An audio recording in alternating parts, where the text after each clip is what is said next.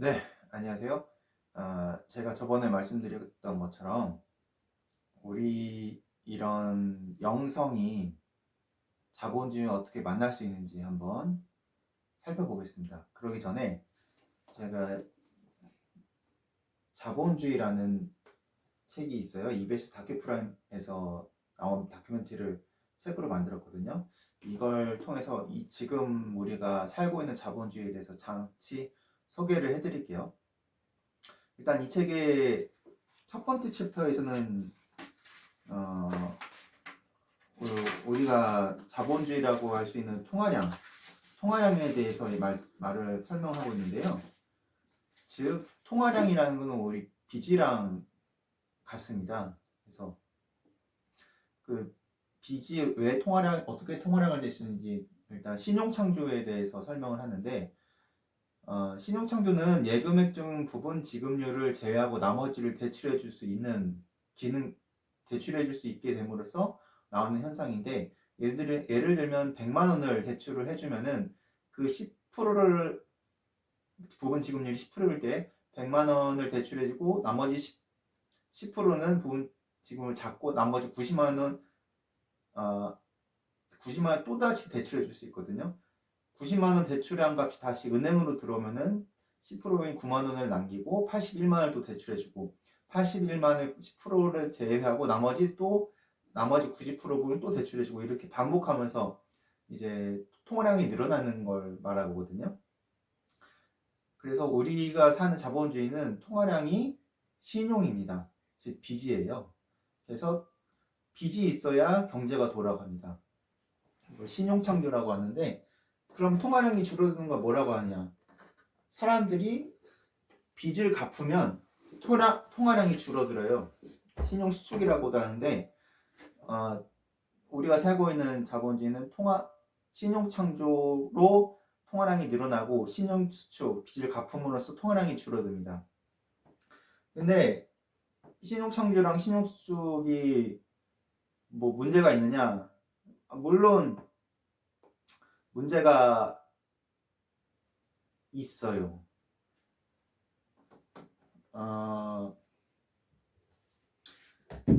이 신용창조의 순서로 보면은 국가가 먼저 미래 세수를 담보를 잡고 국채를 발행할 수가 있거든요.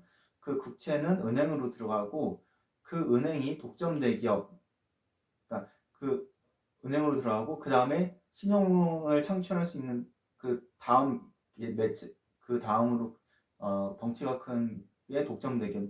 국가는 세입을 국가 세금을 담보로 이제 국채를 발행할 수 있는데, 독점 대기업은 그냥 계속 들어오는 수입을 가지고서 이제 채권을 발행할 수 있거든요. 그 마지막이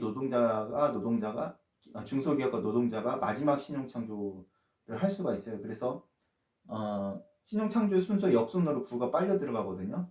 그렇기 때문에 노동자들은 언제나 가난하죠.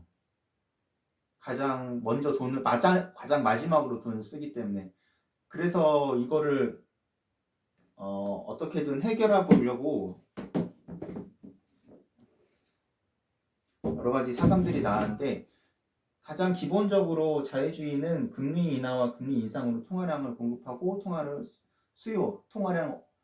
줄어들게 할 수 있거든요. 근데 케인지언은 재정 지출을 통해서 돈을 공급하려고 하고, 그리고 통화할 수 있는 세금을 통해서 이제 통화를 빨아들일 수 있는 거죠. 공산주의는 이게 방금 말씀드린 신용창조와 신용수축을 통해서 노동자들의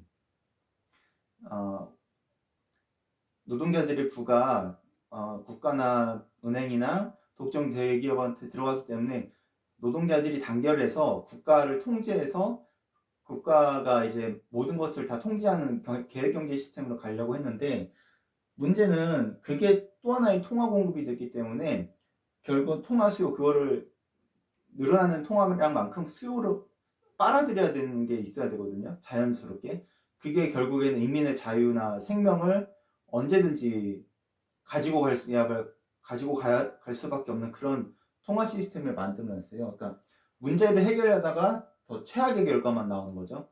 근데 케인지언, 그러니까 공산주의가 실패한 다음에 케인지언이 나오는데 케인지언도 스태그플레이션이 일어나면서 실패하게 돼요. 그 다음이 신자유주의, 그러니까 하이에크의 신자유주의로 가는 건데, 왜냐면은 국가를 통해서 경제가 운영되면은 비효율성이 굉장히 높아지거든요.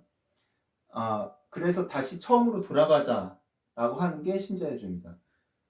근데 오늘 말씀드리려고 하는 핵심이 뭐냐면은 사회적 자유주의예요. 즉 자유주의의 원칙을 벗어나지 않고, 즉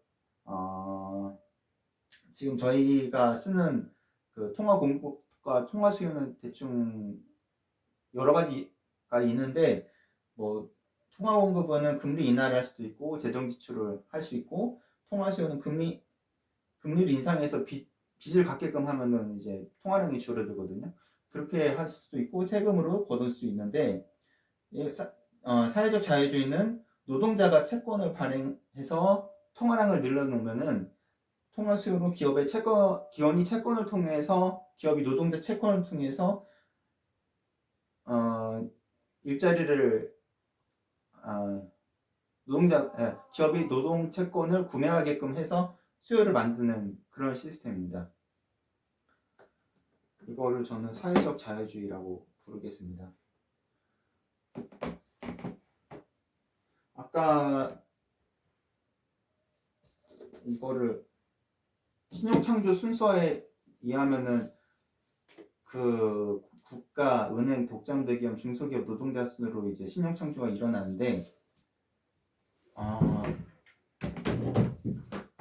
전통적인 신용창조 순서에서 노동채권으로 신용창조 순서로 바뀌면은 노동자가 먼저 채권 발행하고 그 다음에 은행, 그 다음에 기업으로 들어가기 때문에 부가 노동자로 흘러가게 돼요. 그 첫 번째 전통적인 신용창조가 국가나 은행이나 독점 대기업한테 유리했다면은 노동채권을 통한 신용창조는 반대로 노동자들한테 굉장히 유리한 거죠. 일단은 이게 제가 명명하는 사회적 자유주의고요. 그러면은 이제 노동자가 자기 노동력을 담보로 채권을 발행하는데, 그 채권의 가치를 어떻게 측정할 수 있는가가 이제 핵심입니다. 그거는 다음 편에 말씀드리겠습니다. 다음 편에는 이 노동채권을 통한 신용창조가 소비 성향을 생각해 봤을 때 굉장히 유의미한 것이다 라고 다음 편은 찍을 겁니다. 그리고 그 다음 편이 노동채권에 대한 가치 측정이 될 것 같습니다. 네, 지금까지 사회적 자유주의에 대한 개략적인 설명이었습니다. 감사합니다.